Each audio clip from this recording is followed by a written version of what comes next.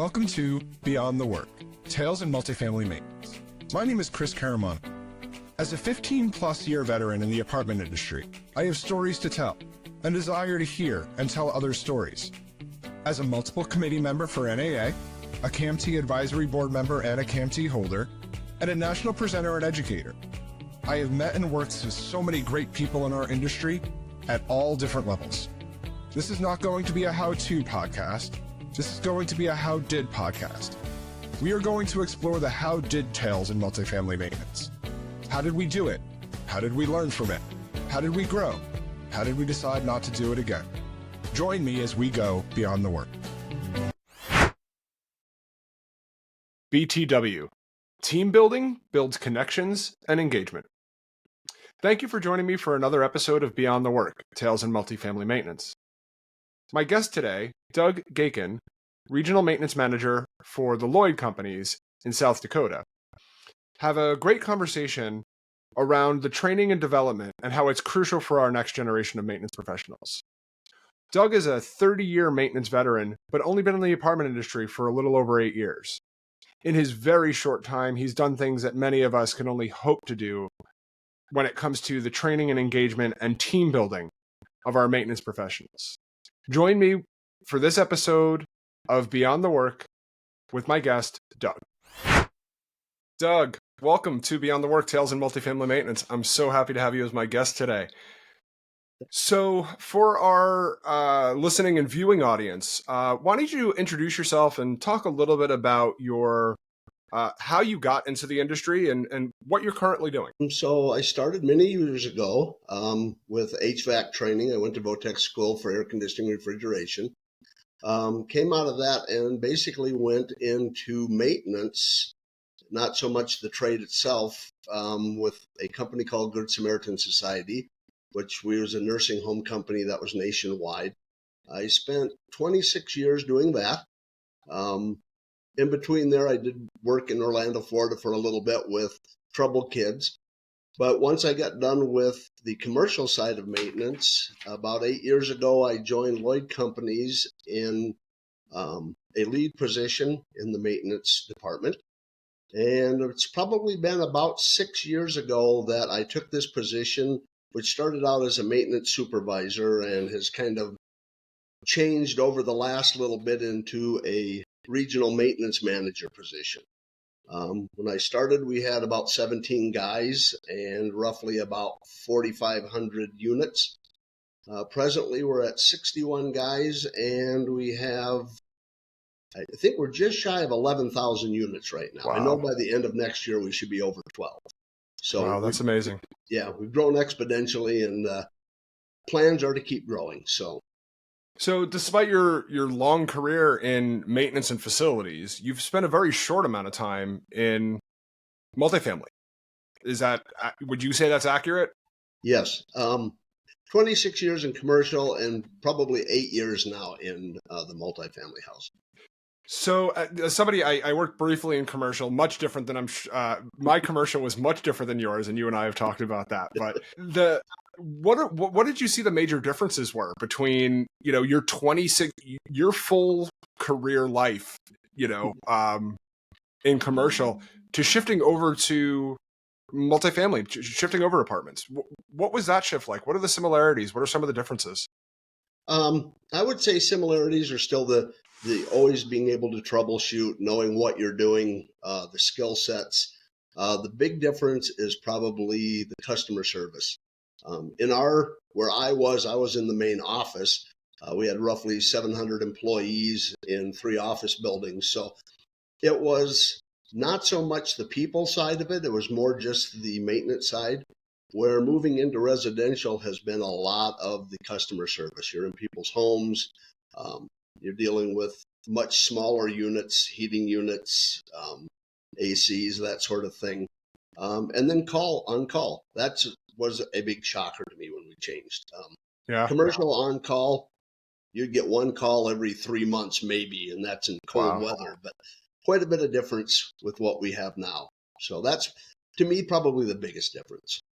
Yeah, I had a similar experience when, I worked in off-Broadway and Broadway theaters is where I, really learned facilities. my customer was there for an hour and a half to 2 hours and they would leave, Yeah. So I kind of understand a little bit, when it comes to, the customer service side. Now, while the theater business was very customer service focused, it was for such a short amount of time. It was maybe they were in the building for 3 hours, not 24 hours a day, Yep. 7 days a week, 365 days a year. So it is a much different. And on call was, and I've talked about this previously on some of my podcasts. On call is a shock. So you and I got introduced a couple of years ago, and I had the honor and privilege of working with you on a session for Apartmentalize 2023 down in Atlanta, Georgia. I honestly don't remember who introduced us, how we got together, but it was probably one of the best experiences that I've had was working with you on this. Now, was that your first ever Apartmentalize that you ever attended, or? Yes. So that was, so your first ever time attending Apartmentalize, and I guess at that point you'd been in the business for 4 or 5 years? Yeah, at least probably 6.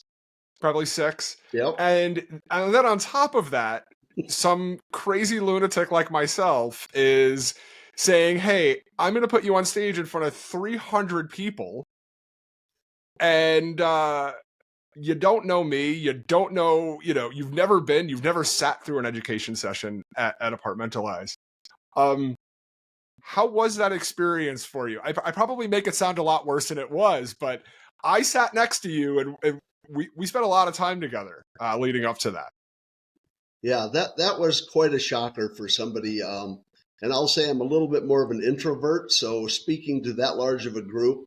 And then it just so happened because of scheduling, I literally flew into Atlanta that morning, met with you and Lori and That's Brianna, right. and went over what we were going to do, even though we had kind of had it all set, but was just blown away with the amount of people at Apartmentalize and the quickness and speed of everybody moving around. And yeah, it was quite a shock. I was not expecting that. A little bit different from your day-to-day life in South Dakota, right?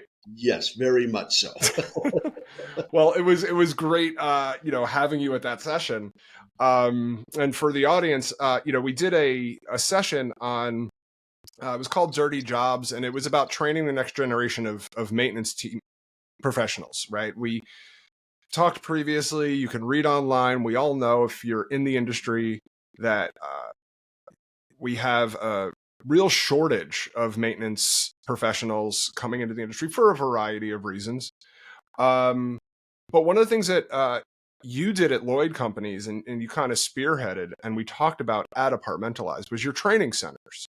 And this is something that I have personally done, and I wanted you to share a little bit with our listening and viewing audience. What made you think, what did you use from your 26 years of experience before, in commercial, to create these training centers?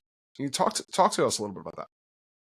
So my wife used to tease me for years and years that anytime I walked into a Home Depot or a Menards or Lowe's, that somebody always seemed to ask me a question on how to do something and didn't even know me and would just, I don't know if I have that face that somebody wants to talk to, but I always said that I would love to have the opportunity to have a help desk at any one of them and just have somebody with the experience to talk to them. Well, over the years, that's something that I've always believed in. I love training guys and sitting down with them, showing them how to do something and give them a skill that they've never had before. I love learning, so I'm always learning myself. But we had a point before COVID where we had a large shop that was kind of ending up just basically holding a lot of junk. We used it for tools and some supplies that people would pick up.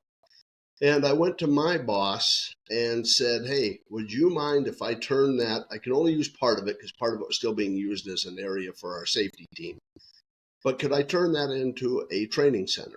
I said, I'll keep minimal cost. I don't know what areas use Menards, but we get a lot of rebates from Menards. And so I said, I'll just use rebates. And so with the help of two of my managers at the time, we basically stripped everything out of it. We gave away some of the stuff that was there that we weren't using anymore. We fixed it up, painted it, and kind of gave it an 80s theme, I'll say, with stripes up on the top. And then I had the vinyl cutter, so I cut out words for appliances and stuff. And I told my managers, I said, hey, you guys are the vendor contacts. You guys have good relationships.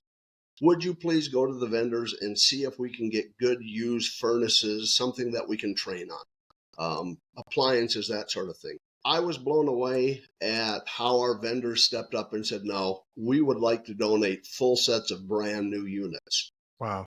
So in South Dakota, of course, we have a lot of cold areas and we use a lot of similar products. So we ended up with 3 different furnaces, a air conditioning, a condensing unit. We've got all the appliances. We have plumbing. We've built electrical boards to train on. And I think after it was all said and done, and I donated a large TV to it so that we could do some training off that if we needed to or have meetings there. All said and done, we had about $145 into the whole thing. Wow. And safety moved out, so we were able to take over the rest of the building, which was really nice. And one of our paint suppliers came in and said, we'll donate an epoxy floor. So Wow. the 3 of us basically worked for 2 days and ground the floor, and it's absolutely a beautiful place. And we just went through a recent restructure, so the training center hasn't been used as much as we want, but we're getting back on track with it. But we try to do training at least once a week, especially seasonal. We're got set up now where we're going to be doing training on heating and stuff like that. But it's a full session. We've got chairs, we've got anything you probably need for training. And one of the best things that kind of blew me away is with our vendors, they were willing to send some of their techs to teach our guys. And so it's really transformed how we do things and how we can hire. Yeah, I think that's amazing. And I've done similar things, and I've heard other organizations doing it. But you said some really great things that will perk up people's ears. You did it at little to no cost. You used your vendor suppliers, and you have obviously strong relationships if people were just willing to give you away equipment. And then I always like the idea of bringing in those vendors and suppliers to help with the training, right? Because we do have a staffing shortage, we do have a training shortage, and there is an opportunity to have those help us from those plumbers that we always call, those HVAC guys that we always call. If they can help us, we can help them, so I really like that. It sounds like you have a pretty strong team. If you have guys that are willing to work on weekends and, take time out of, I'm sure, what are very busy schedules. I mean, you said, you have a little over just about 10,000 units. I know that you're scattered across South Dakota. So what have you, I think a lot of teams and people struggle with this team building. And recently you posted a couple things on LinkedIn, which put in my brain, I gotta call my buddy Doug. I see that you recently had a regional manager meeting, a regional meeting with all of your maintenance techs. So what do you talk about at your regional meetings? I mean, I know what I talk about at mine. I'm sure listeners have, their own list of KPIs that they go over and company policies and procedures. How does Doug plan that meeting, and what does Doug deliver to his teams? So monthly, we do a full staff meeting with all of our maintenance people. We Zoom in or team meet with all of our outer market people. And then we get everybody together in one big conference room.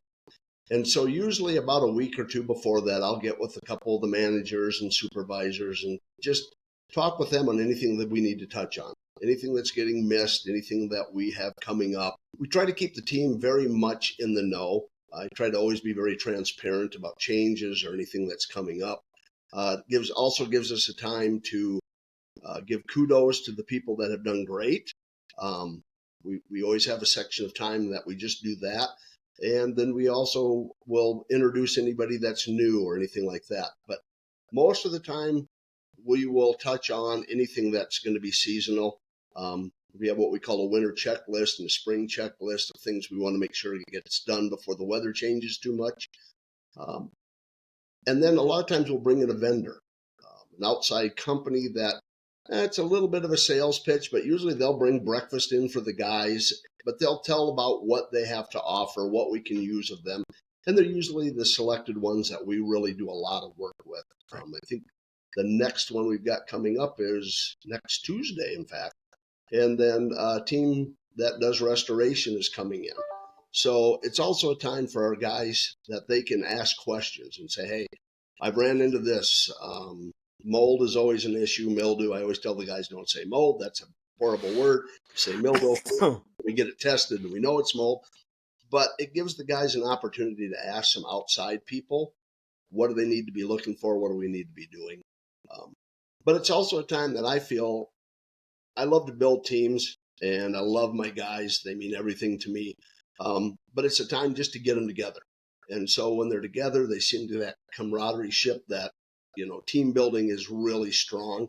For a while with COVID, we did it just teams, and I noticed a big slump with how the guys were reacting. So it's also a time where guys will say, hey, $50, I'll take your on call. Oh yeah, I'll tell it, So it's just that whole team building time. I've actually had a couple of the other managing side of it go, well, it seems like you're wasting a little bit of time for that extra half hour they're sitting and eating breakfast. I say, no, you're totally wrong, because that's the time those guys actually connect, and that's when they'll cover for each other. So, Have you found by bringing them together, on a routine basis, on a monthly basis, like you're doing, are they staying in contact? Because we work in a siloed business, right?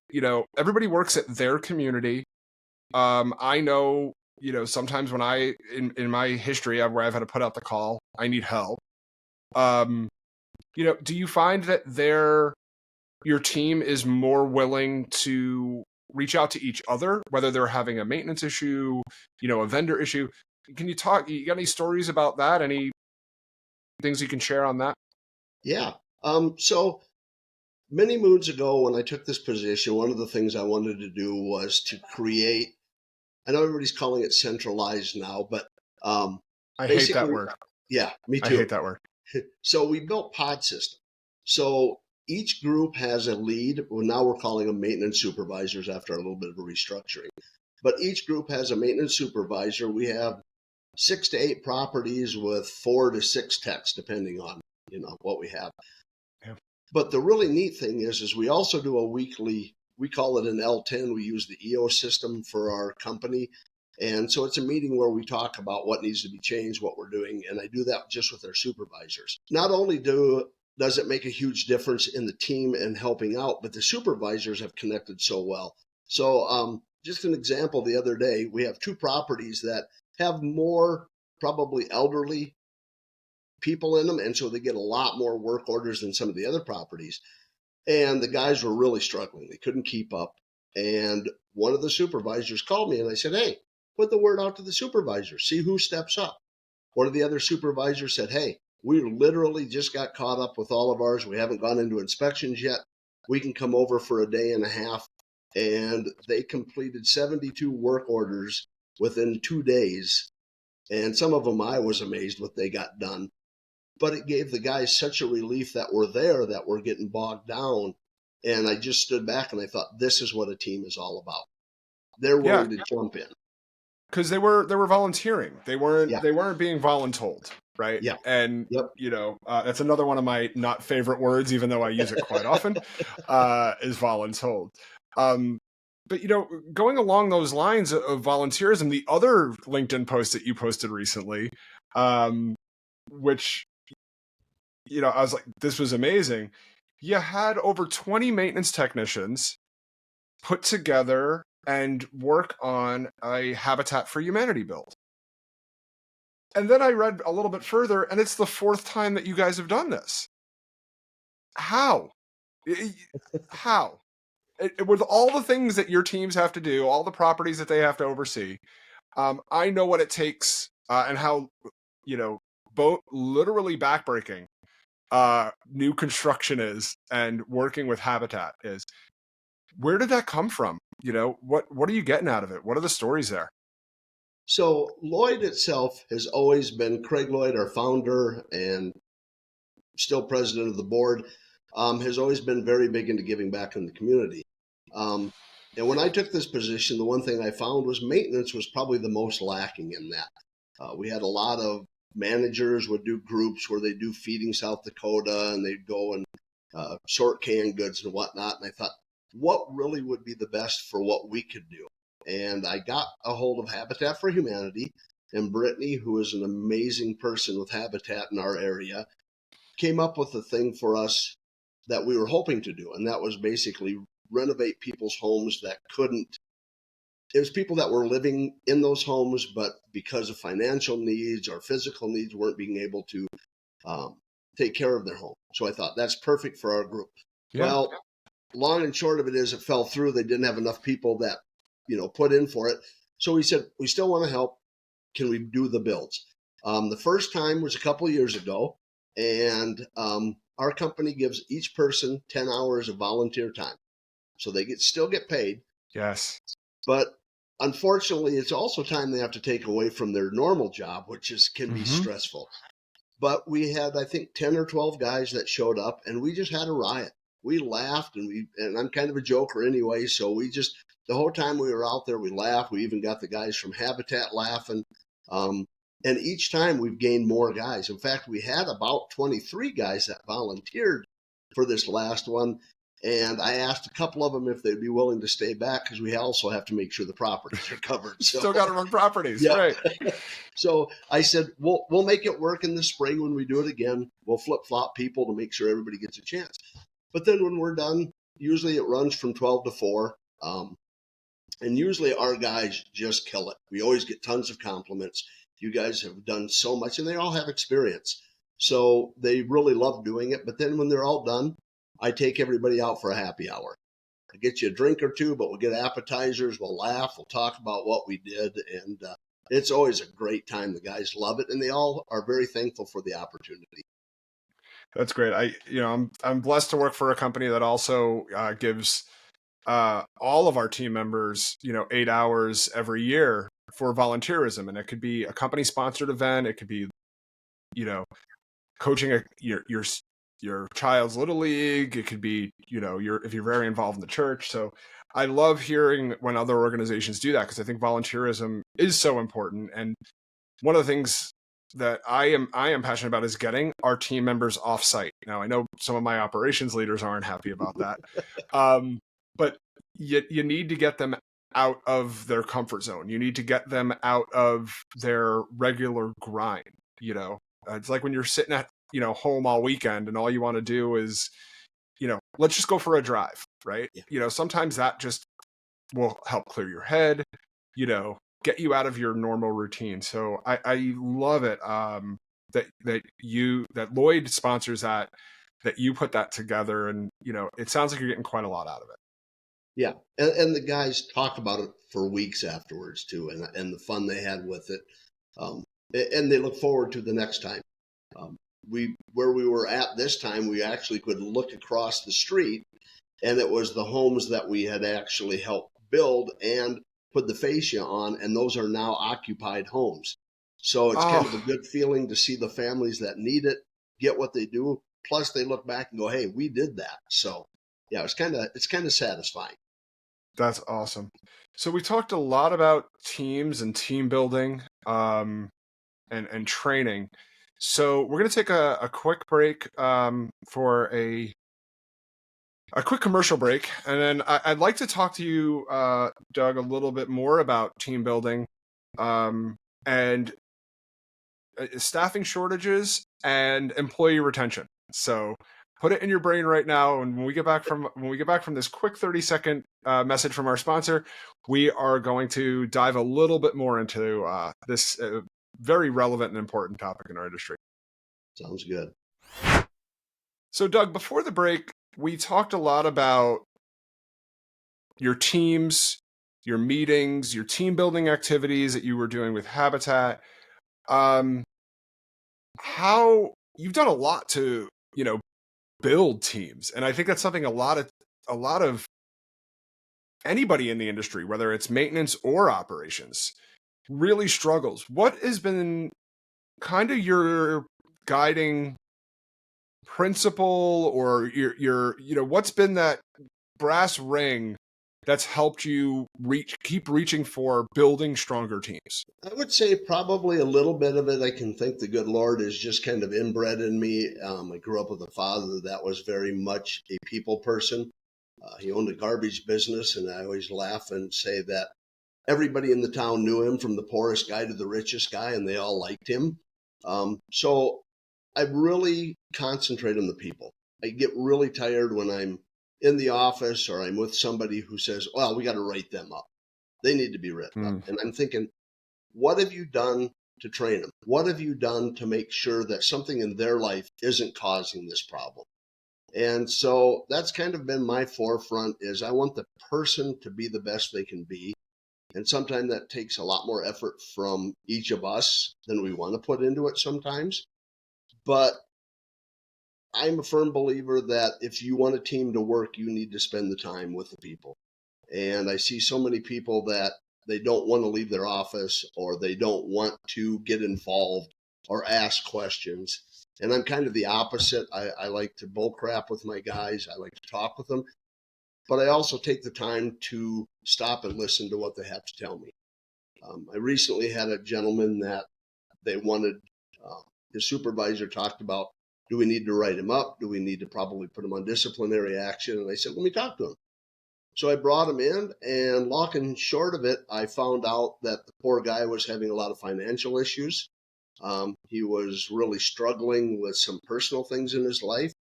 And I didn't delve into his personal life, so to say, but I gave him a lot of different options that could hopefully help him.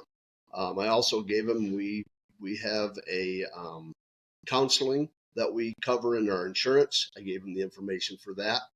And just recently I heard from his supervisor that he's just kicking butt and doing great. And that's so correct. I think that's a lot of it, is taking that time to work with the people individually. It just gets too easy to immediately want to put them on a disciplinary action, thinking that's what's going to make a difference. And I think once they see that you show them respect, you get that respect right back from them, and that trust. Too many people always want to look at cameras and see what their guys are doing and where they're at. But if you build that trust to begin with, it's something you don't even need to do. Let's see. I want to ask this very carefully, and you don't have to answer. It's perfectly fine. But you've had a lot of success with your maintenance teams. Have you seen results on your operations side at Lloyd from your team building activities? Is there is your behavior with your maintenance teams, is that something that's being modeled by your operations side? Now, I'm giving you an out if you do not want to go down this road. It's perfectly fine. But I at least wanted to give you the opportunity. Are you seeing, because there is two sides of our business, right? I mean, three if you add a corporate tier, right? You got your maintenance, you got your operations, and some organizations is a corporate presence. So what have you seen?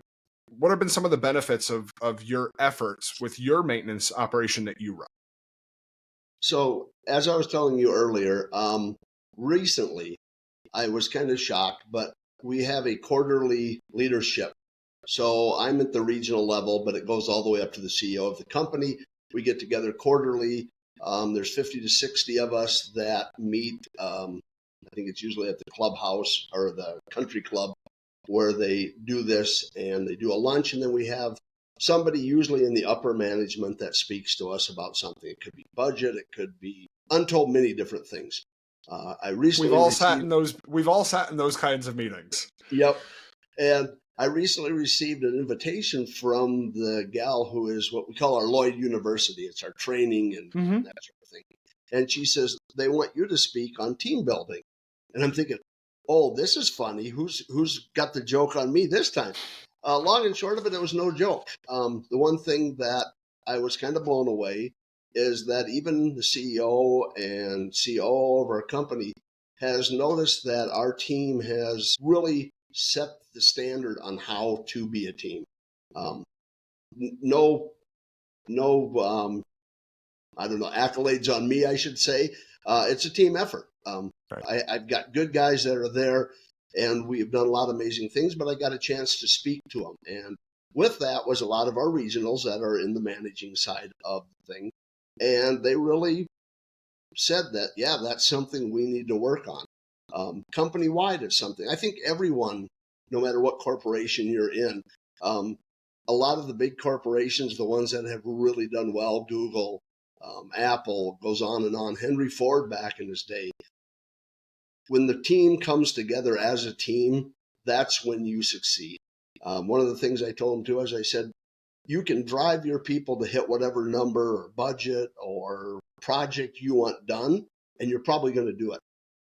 But if you drive your people to be better, they're not only going to hit your numbers or your whatever project you have, they're going to far exceed it. And I think those big companies that have done that have proven, invest in your people, not in your budget. Don't invest in that constantly worried about that number.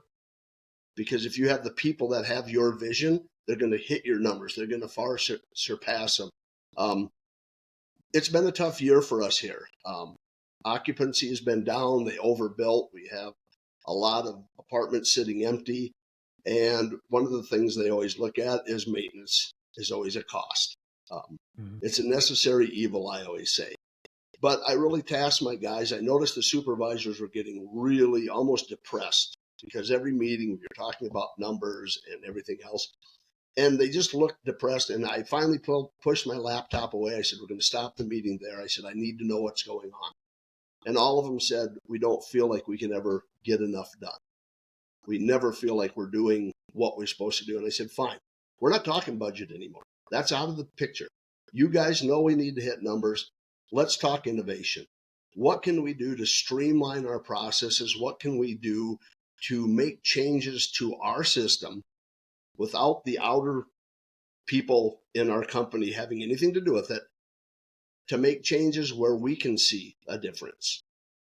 And they have blown me out of the water, constantly coming to me with, hey, I know we're going through thousands of mini blinds a year.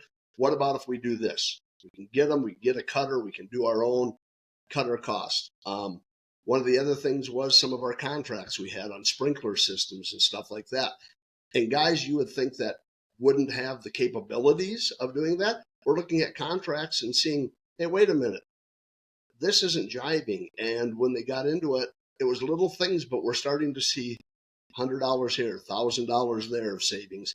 And it's just, I think that investment in the people really proves that you can do so much more than if I just told them they had to hit that number. And now the guys all seem a lot happier. Right, because they're part of the solution. Yeah. You know, it sounds to me that they felt like they were part of the problem. We can't hit the numbers. You know, we don't know what our goal is. We know what our goal is, but we don't know how to attain it. And then you just kind of put it on them. Yeah, and they've done great. You know, I get I've also had some situations in my career where you ask for help, right? We talked a little bit about volunteering and voluntelling before, right? I usually lead with volunteering, and you ask for help, and then you get pushback from somebody that sits behind a desk all day. No offense. That says, "Oh no, we have to turn these units, or we have to do these inspections," and it's we, and I, and it's not what the greater good is, because if I'm asking for help now, say at X property, and Z property is like, nope. Well, when Z property needs the help, my team members are going to say, well, why would I help out Z property? They didn't help out me. Yep. When I needed it. And I think that's something, especially for larger organizations, that gets missed, because we talked, I mentioned earlier, sites are siloed. Even in large companies, regions are siloed. Yeah. And I try to keep that in mind. If somebody from another region asks me for my help, I am on a plane the next week. And I'll talk about that in a future episode. But yeah, I received a phone call literally last Thursday and said, hey, we could really use some help on a due diligence down in Memphis, Tennessee. That was Thursday afternoon. I had booked a flight by the end of the day, and I went down to Memphis, where I had never been before in my life. It was beautiful, by the way. But I was gone for 3 days with other counterparts and team members at my company, that we all came in and did a 550 unit, due diligence in a day. Yeah. In 3 days. So yeah, it's about that willingness. If everybody is showing the willingness to help each other out, if everybody is showing the willingness to think outside the box, to innovate, then it becomes just part of your culture. And it's right. And you can see the joy when they can help somebody else. If they truly buy into what it means to be a team, you can see it in their face when they do it, and they're proud of it. Yeah. Yeah, I like when my maintenance team members have that aha moment. And when you were talking about, like, hey, let's just buy a blind cutter and let's just make the blinds ourselves, Yeah.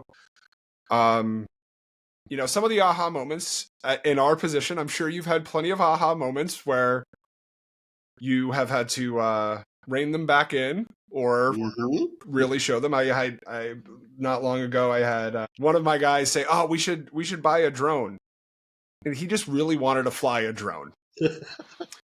And I know he's listening, and I'm not going to shout out his name, but no, you can't have a drone. I've done one drone inspection in my entire career, so while it's nice to have, it's not a need to have.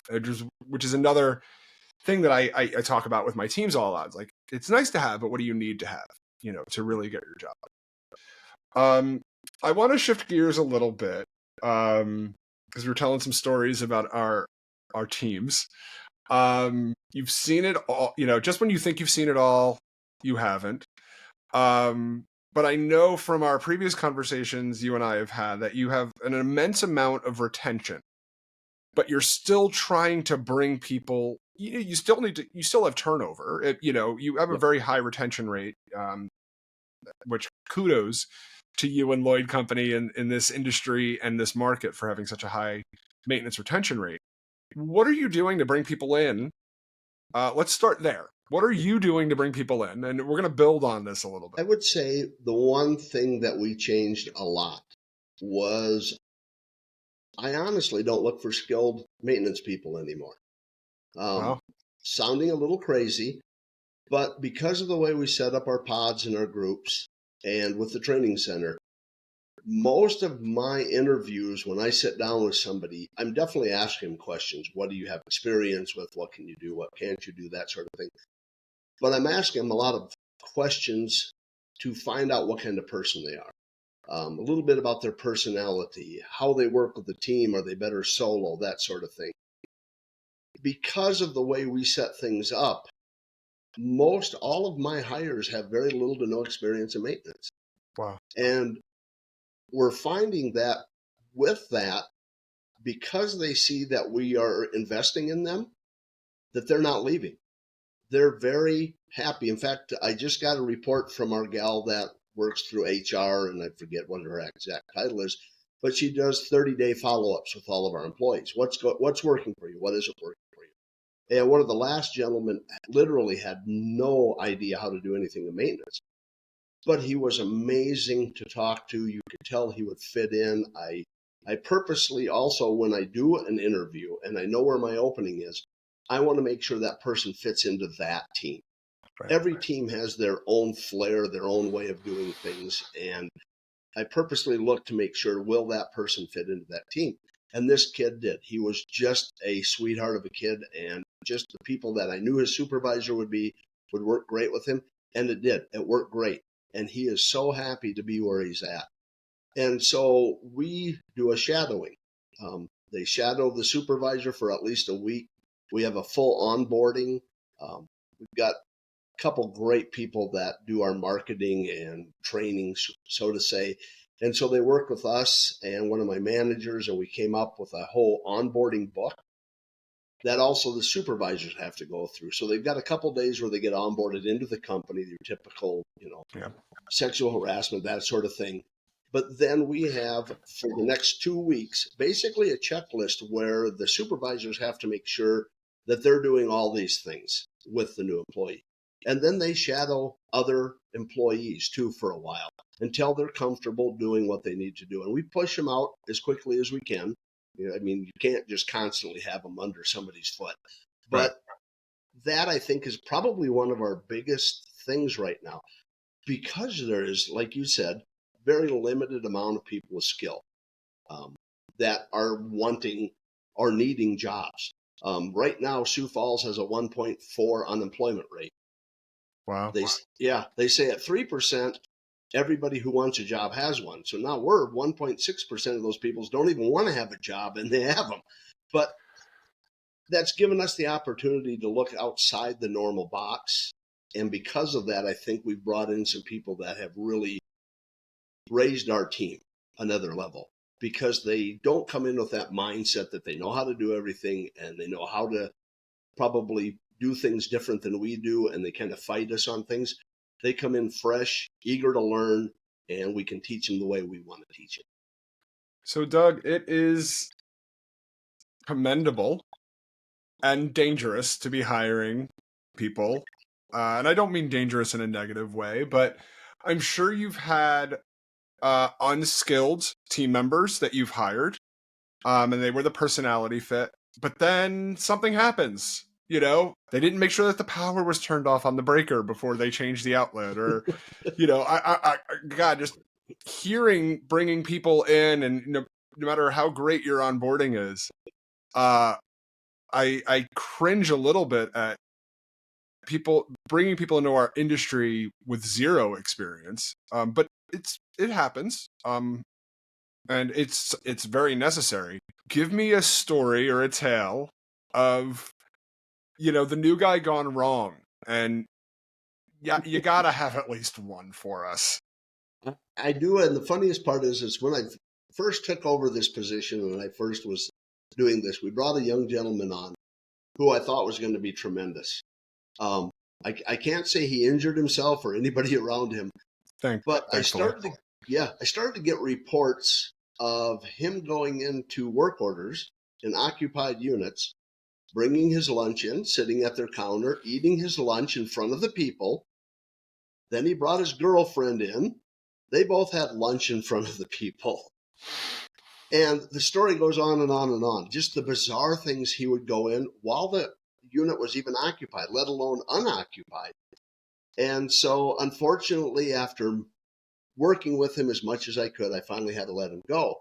And so myself and the regional manager for that property sat down with him. And it's the first time I've had anybody ever cry when I've let them go. But not only did he cry, he sobbed, begged me not to fire him. And after about 10 minutes, I finally said, hey, let's go to the shop, get your tools. I'm sorry it had to turn out this way. Yeah. We got into the shop. The regional stayed in the office. And he went into the whole thing again, crying. And I was a little bit worried because he looked like he might have gotten aggressive. And so I made sure I had a tool or two in front of me on the bench if I had to defend myself. But long and short of it, we finally got him out the door. I locked the shop up. We went back to the office, and the other maintenance person on that property then informed me that he has a gun in his motorcycle bag. And he's got friends on the property. And it's like, oh, wow, light bulb. Okay, everybody's gone. We're out of here. We're not going to have him shooting at anybody. And I lived fairly close to that property, so I went back into the evening just to see if he was gone, and he was gone. And thank goodness we never heard from him again. Yeah, sometimes those, terminations are scary, no matter how good your organization is or how you handle it. But yeah, I've been in similar situations. I'd love to say I've never heard a story like that before, but unfortunately I have. What about a maintenance repair gone wrong?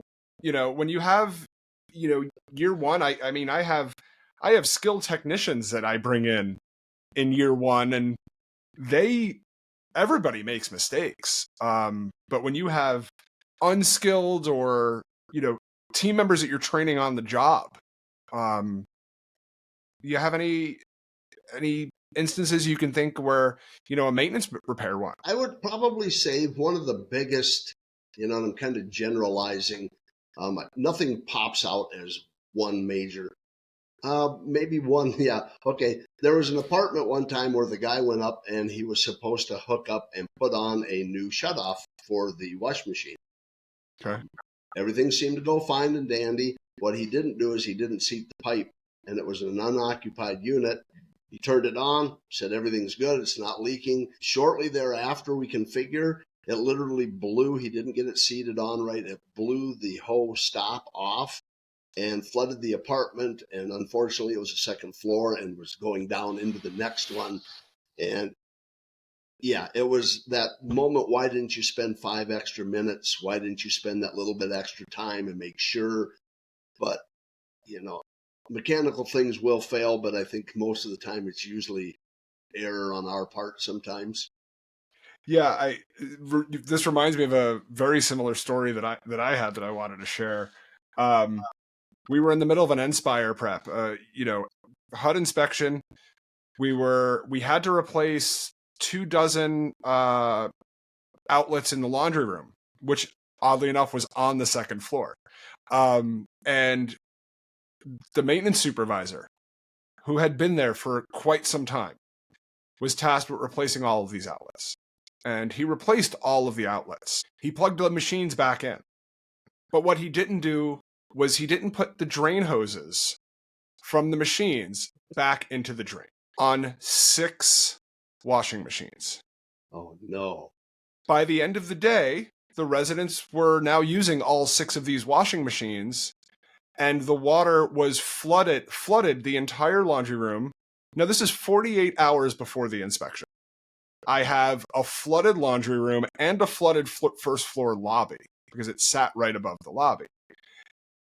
And even the most, I picked on your new or your unskilled labor, but even the most skilled or experienced supervisor or technician could make I don't want to say a simple mistake. I want to say a boneheaded mistake. Yes. Because that's if you take something out, you put something back, right? You leave it the way that you found it. And 48 hours before this inspection caused, we ended up working, the team ended up spending, an additional 4 hours doing the water remediation.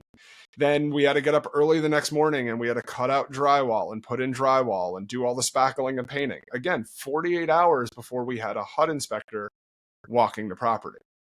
And just when you think you've seen it all, the one thing about maintenance, something is going to surprise you. Well, I always joke with the people that I interview. I always say, if you're an ADHD person, you're the guy for me, because you are never going to stop. And in maintenance, you never get to stop. Yeah. And if you're checking, and if you're the kind of person that has to check things 2 or 3 times to make sure you did it right, I don't need to hear anything else. Yep. That's what I want to hear. I want to hear, did I put the hose back in? Did I put the hose back in? Did I put that? And you check it 3 times before you walk out of the room. That's what I want to hear. Yeah. So as we wrap up our time together, Doug, sounds like you are living your job. And what do you do outside of your routine? What do you do when you're not working? Unfortunately, it doesn't probably seem like you ever stop working. I have an older brother that he finally retired, and large corporation finance. He was vice president for international taxation in some of our bigger companies.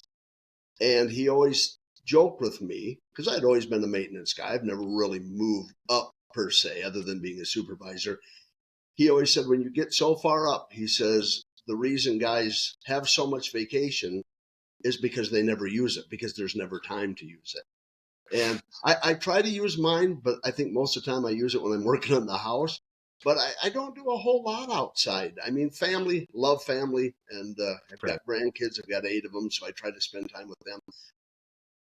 But I think it's something in our industry, especially the farther up you move, and even I see supervisors just taking on too much of it into their personal life. And I think it's something we really need to work on as for mental health. For anything else, is getting that break in your head from doing what you do day in, day out. And when you're on call and you're dealing with on call, it just never seems to go away. So unfortunately, I don't do a whole lot. I used to fish and hunt and do all those fun things South Dakotans do, but don't even do that much anymore. Well, for my Win Company team members that are listening right now, they know I love a good segue. So you were actually giving a really good segue to one of my next podcasts, where we are going to do a very deep dive into mental health in general, maintenance professionals, and work-life balance. And I think I'm gonna wrap it here, but work-life balance to me, and I'm gonna talk about it in a future episode, is really a misnomer, because your balance is what you create, right? Work is not keeping me from my life, and life is not keeping me from my work. I am keeping myself from either work or my life. So Doug, I encourage you. I know it is November now. I know that you're coming up on a cold winter in South Dakota, but I'm hoping that the next time we talk the next time we talk, you say, "Hey, Chris, I got my boat out of dock. I listened to you. I went out. I did some fishing, and I hope that you get that outside of work stuff that you can enjoy for yourself. And I wish that for all of our listeners. But Doug, I could talk to you for another hour or two, and definitely going to have you back in the future. The invite is always open. The invite is always open for presenting as well. If anybody has the opportunity to hear Doug speak on any outlet, whether it's other podcasts or at a local apartment association, or please do it. I really appreciate you spending the time with me today. Anything that you want to say as we sign off here, Doug? No, I just think maintenance as a whole is always underrated. And if you're in the position or you're in the job, keep your head held high. We're a skilled set of individuals that have to cover a lot of different things. So I'm always impressed with the maintenance people, and I always kind of want to boost them more than they get boosted. So awesome. Well, thanks again, Doug Geiken, for joining me today. It was a real pleasure. Thank you all for listening in for this episode of Beyond the Work, Tales in Multifamily Maintenance, powered by the Multifamily Media Network. Please feel free to like, subscribe, share with your friends, comment. And if you have a session idea or you want to be on Beyond the Work, Tales in Multifamily Maintenance, reach out to me at beyondtheworktales@gmail.com, or go to the Multifamily Media Network website and leave me a comment. Thank you, and talk to you soon. Thank you for joining me for this episode. No matter how long you've been in our industry, or what position you have at your company or your community, everyone has a maintenance story to tell. Go to www.multifamilymedianetwork.com and leave me a voice message, or share your information and we can tell your tale together on a future episode. Please check out our sponsors and like, subscribe, and follow to this podcast or video, and join the Multifamily Media News Network newsletter for upcoming shows and blogs from me and the other great hosts on our network. Our stories all connect us. See you for the next chapter.